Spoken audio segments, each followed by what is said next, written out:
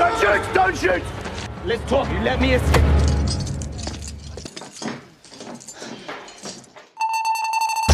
Halo semuanya, selamat datang kembali di channel ini.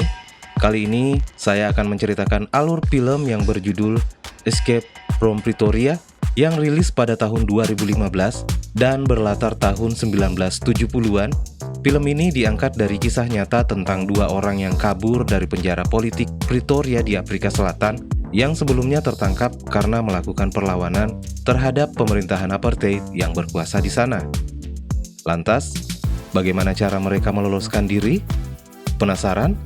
Yuk ikuti alur filmnya.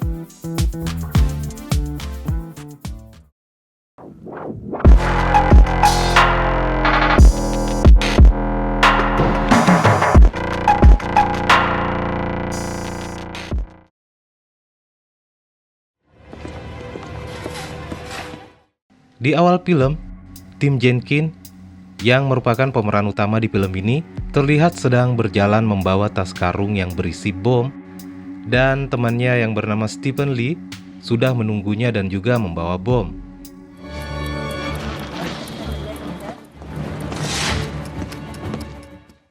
Bom yang mereka akan ledakkan adalah bom selebaran yang berisi hasutan kepada warga untuk melawan pemerintah.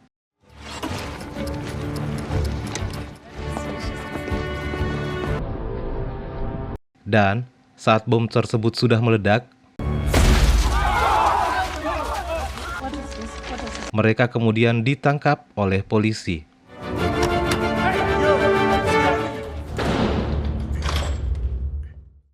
Sebelum masuk ke persidangan, pacar Jenkins bernama Devin datang membawakannya uang yang lalu dimasukkan Jenkins ke dalam tabung cerutu dan disembunyikan dalam lubang anusnya. Dalam persidangan, keduanya mendapat hukuman berbeda. Untuk tim Jenkins yang merupakan perakit bom mendapat hukuman 12 tahun penjara, dan Stephen Lee sebagai antek atau cuma ikut-ikut saja dapat hukuman 8 tahun penjara. Mereka berdua akan dimasukkan ke dalam penjara politik bernama Pretoria. Price you will pay in return. To commence at Pretoria Political Prison for... Sebelum dimasukkan ke penjara, Stephen Lee sempat mencoba untuk kabur, namun gagal.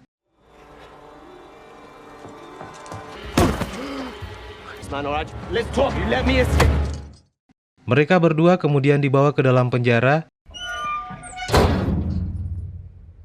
dan saat berada di depan gerbang, mereka sempat mendapatkan siraman rohani dari kepala sipir.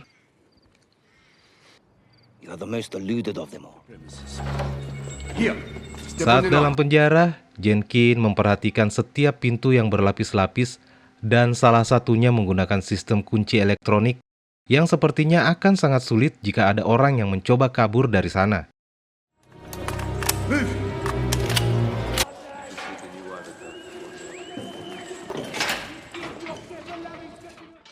Jenkins dan Lee ditempatkan di sel yang bersebelahan.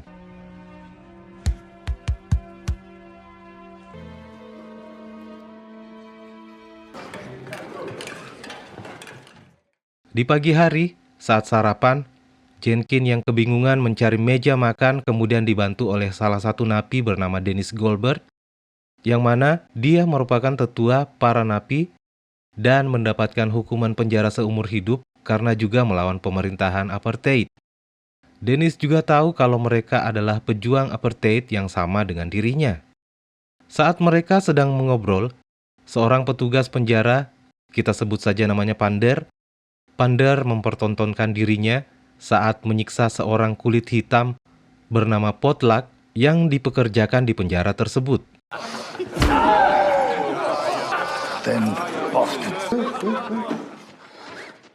Scene berikutnya, di halaman penjara, Dennis lalu memberikan tur singkat dengan menjelaskan bagian-bagian dari penjara tersebut. Let me give you the guided tour.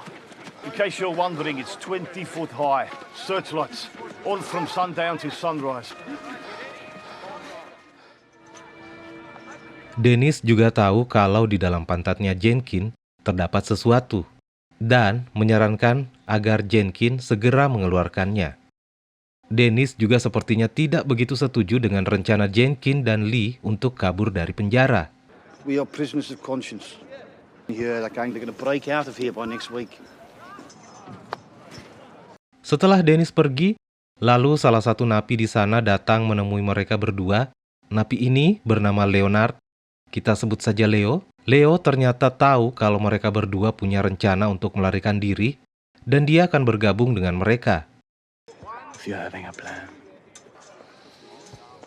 I join you. Scene selanjutnya, akhirnya Jenkins mengeluarkan tabung cerutu dari dalam bokongnya. Uang tersebut lalu diberikan kepada Dennis yang kemudian menyimpannya di tempat yang aman. Lanjut, Jenkins mulai berpikir keras untuk bisa kabur. Setiap malamnya, dia selalu memperhatikan lubang kunci di selnya. Idenya kemudian muncul setelah ia mengukur lubang dan meneliti lubang tersebut dengan menggunakan pensil dan kertas.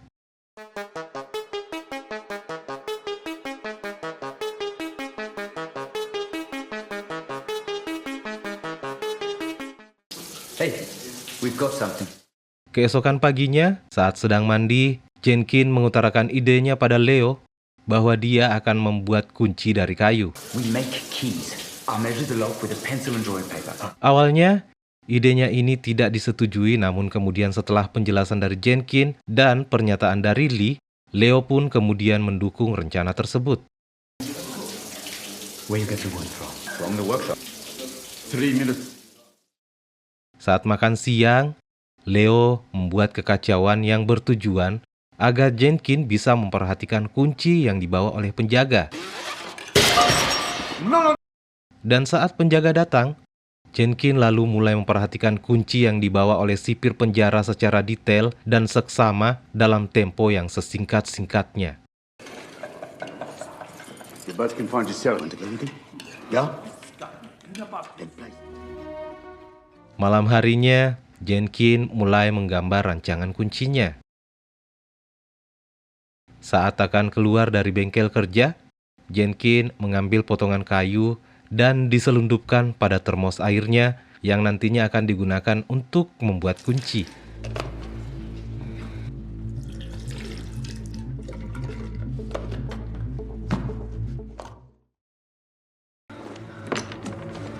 Di dalam selnya, Jenkins mulai membuat kunci berdasarkan gambar rancangannya, lalu mulai mencobanya dan berhasil.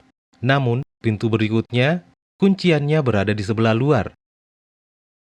Esok harinya, Jenkins memberitahukan kepada Lee dan Leo bahwa dia berhasil membuka pintunya, namun pintu yang kedua sulit untuk dibuka karena lubang kuncinya berada di sebelah luar.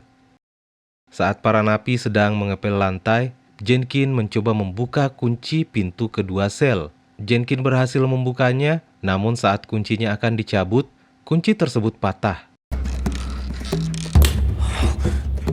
Jenkins mulai panik, namun Lee kemudian memberikan pisau kepada Jenkins untuk membersihkan sisa-sisa kayu yang masih berada dalam lubang kunci itu. Malamnya, Pander merasa heran melihat ada pintu dengan kondisi terkunci, tapi tidak berada dalam posisinya.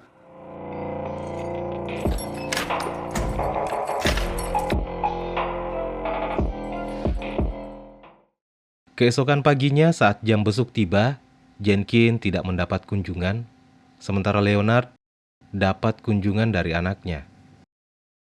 Jenkins, Lee, dan Leonard kemudian mulai membahas tentang cara membuka pintu kedua sel penjara.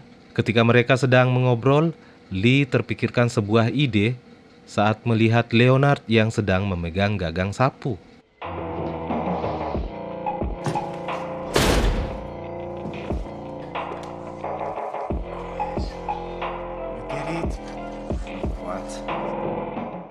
Di dalam bengkel, Jenkins kemudian mendapat ide baru lagi untuk bisa memutar kunci yang akan terpasang pada gagang sapu. Jenkins lalu merakit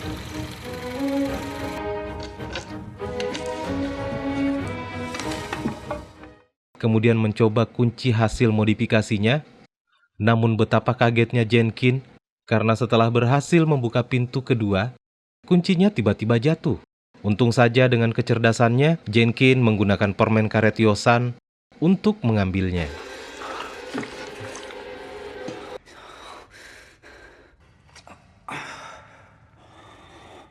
Keesokan harinya, Jenkin memberitahukan kepada Leonard dan Lee bahwa dia sudah berhasil membuka pintu kedua. Scene berikutnya, di halaman penjara, Jenkin yang sedang berkebun dibantu oleh Lee untuk menguburkan beberapa kuncinya untuk disembunyikan. Mereka berdua sempat diinterogasi oleh Pander karena tingkah mereka yang mencurigakan. Why is he collecting from you? Why not him? Setelah itu, Dennis yang juga sementara berkebun di sana kembali mengingatkan Jenkin agar memikirkan ulang rencananya untuk melarikan diri, karena tentunya itu akan sangat berbahaya untuk dirinya sendiri. Also help us. Lalu malam harinya, Jenkin kembali keluar mengecek dan ingin mengetahui berapa banyak lagi pintu yang tersisa. Keesokan harinya, Jenkin membahas hal ini dengan anggota Dennis. Mereka masih belum begitu yakin dengan rencana yang dijalankan oleh Jenkin. Scene selanjutnya, hari pun berlalu, Jenkin masih tetap dengan pendiriannya untuk kabur dari penjara, termasuk meminta bantuan pada Potluck untuk memberinya koran yang di dalamnya terdapat map daerah lokasi Pretoria dengan imbalan rokok dan sabun mandi batangan. Jenkin juga meminta bantuan kepada Kitson yang merupakan salah satu anak buah dari Dennis untuk meminta kunci lemari film. Lemari film ini akan dijadikan sebagai persembunyian sementara untuk menghindari petugas patroli. I won't give up. Malam harinya, Jenkin dan Leo memulai aksinya untuk mengecek semua pintu yang masih belum terbuka dan menyusuri semua koridor. Mereka mulai membuka setiap pintu yang mereka lalui.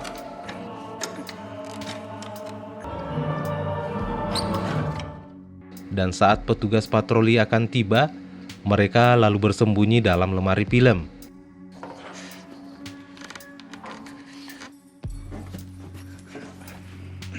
Dan saat petugas patrolinya sudah pergi, mereka kemudian melanjutkan misinya.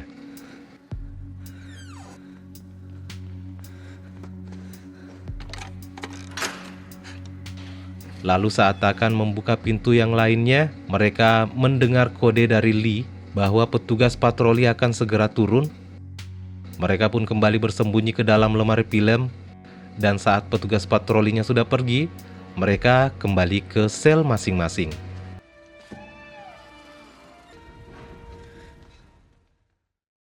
Di dalam selnya, Jenkin kemudian memisahkan bagian-bagian kunci dan menyimpannya.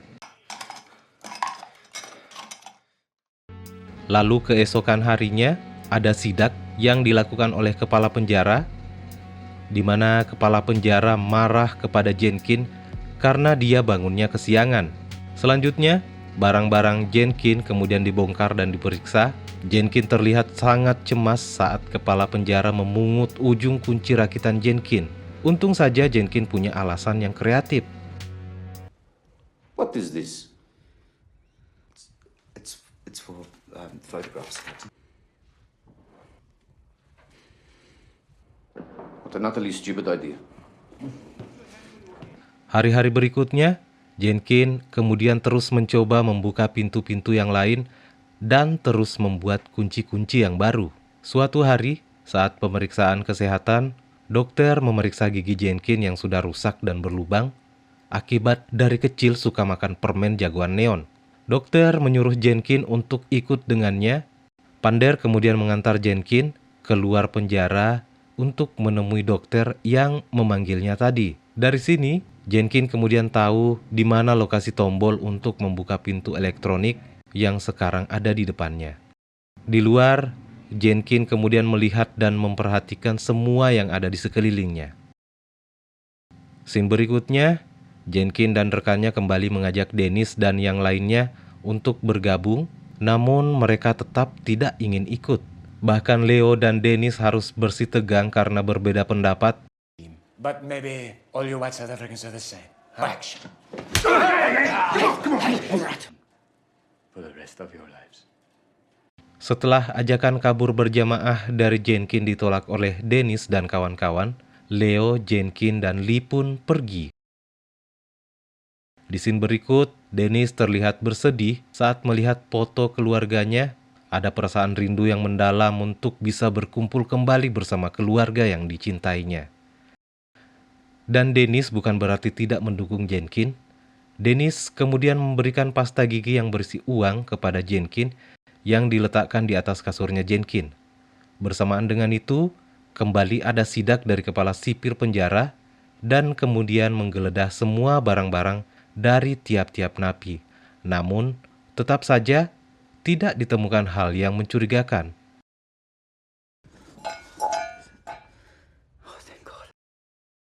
Saat merasa persiapan mereka sudah matang dan sangat siap, akhirnya rencana kabur dari penjara akan segera dimulai. Jenkin memberikan peta lokasi kepada Lee untuk mempelajari lokasinya. Sementara Jenkin berfokus untuk setiap pintu.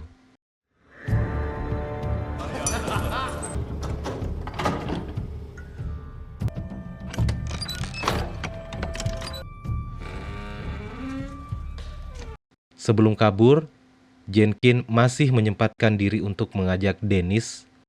Namun kembali Dennis menolak dan hanya berharap agar mereka berhasil.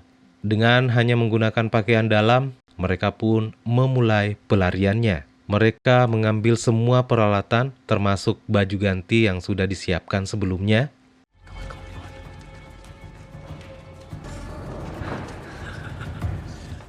Sementara itu, petugas patroli masuk ke dalam kamar film untuk memeriksa sesuatu di dalam sana. Mungkin saja karena dia mendapat laporan bahwa beberapa dus di sana penyok. Saat akan keluar, si petugas menemukan penjepit kertas berada di lantai dan mengambilnya. Lanjut ke Jenkin dan kawan-kawan. Pintu kemudian dibuka sekalipun awalnya ragu karena mendengar suara dari petugas patroli. Saat berada di lantai bawah, mereka kemudian masuk ke kamar film. Jenkin mencari penjepit kertas pada bagian belakang pintu, namun tadi petugas patroli mengambilnya dan akhirnya pintunya harus ditahan dengan tangan. Saat petugas patroli akan kembali turun, Dennis sepertinya punya firasat buruk, maka dia pun mengambil inisiatif untuk membantu mereka dengan mematikan lampu dan berteriak memanggil si petugas. Minia! Minia calling you!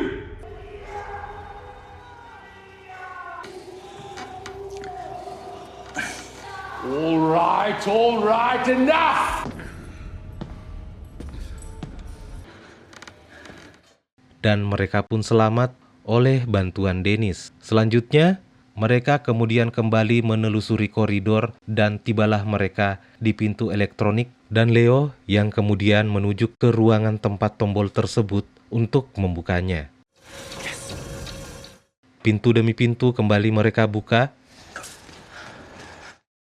Di pintu selanjutnya, yang terlihat seperti pintu berangkas, Jenkin dan Leo sempat berdebat tentang kunci yang harus digunakan.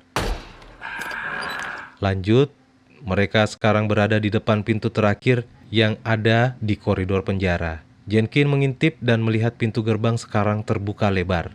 Sebelum membuka pintu terakhir, mereka sempat berpelukan satu sama lain dan terlihat begitu senang karena akan segera bebas.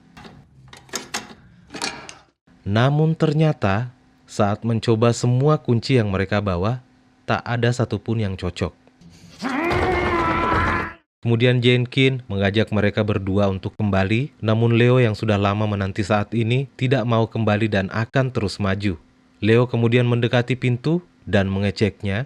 Leo lalu meminta pahat dan ternyata digunakan untuk menghancurkan pinggiran pintunya. Jenkin terlihat panik dan takut karena suara pahat yang ditimbulkan sangat bising dan bisa menyebabkan mereka ketahuan. Dan akhirnya, pinggiran pintunya sudah dijebol dan Jenkin sudah tidak gelisah lagi.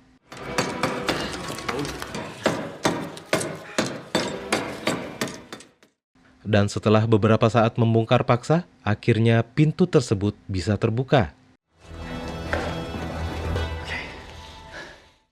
Setelah keluar, Hampir saja Leo ketahuan oleh penjaga bersenjata yang ada di atas.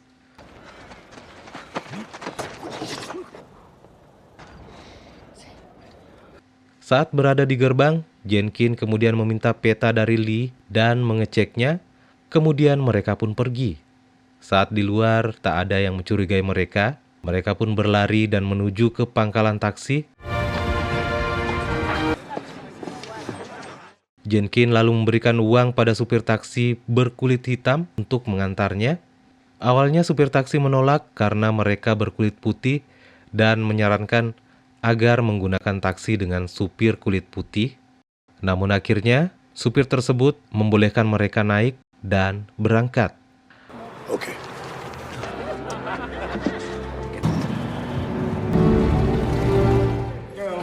Sementara itu di penjara, Pander yang datang untuk membangunkan para napi merasa heran karena Jenkins dan Lee tidak keluar saat pintu sel mereka dibuka. Lalu Pander masuk dan memeriksanya, dan betapa kagetnya dia karena ternyata sel Jenkins, Lee, dan Leo sudah kosong.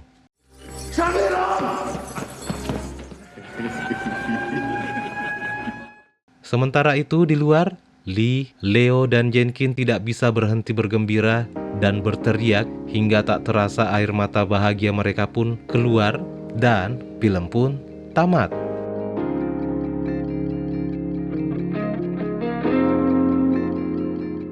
Hal yang paling menarik dari film ini adalah tentang kecerdasan tim Jenkins menggunakan cara penggandaan kunci dan tanpa melakukan bentuk-bentuk kekerasan untuk meloloskan diri dari penjara. Sekian alur cerita film kali ini. Jangan lupa untuk subscribe, like, share, dan komen agar saya semakin semangat untuk mereview alur film selanjutnya. Bye-bye!